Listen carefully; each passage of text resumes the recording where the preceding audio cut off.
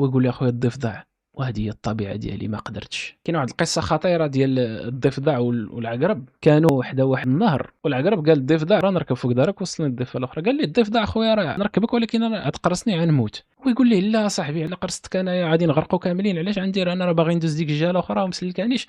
فقنع الضفدع باش انه يركبوا فوق دارو ويقطع به داك الواد. فطلع العقرب فوق الظهر ديال داك الضفدع وغاديين شادين الطريق. هو يشعل مع داك العقرب بواحد العضه، ويدور عند الضفدع قال ليه وياك هضرنا صاحبي، قلتي ما غاديش تقرصني، ياك قلتي ما غاديش دير ليا.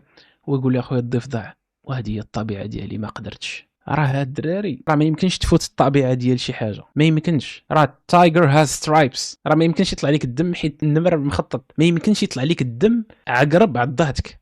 حتى هذيك هي الطبيعه ديالها. فهمتيني اش بغيت نقول لك؟ خاصك تعرف الطبيعه ديال الناس. راه كاينين شي ناس راه محساد، طبيعته ما عندي كندير لك طبيعته. كاين بنادم كذاب 100% كذاب، ما كذاب جدا طبيعته. كاينين الناس طبيعتهم خايبه. هاد القصه كتبين لك كيفاش تقبل الطبيعه ديال الناس، وانك تعرف باللي شي ناس هكا دايرين وهكا غيبقاو، وما تحاولش تصلحهم لان طبيعتهم هكا.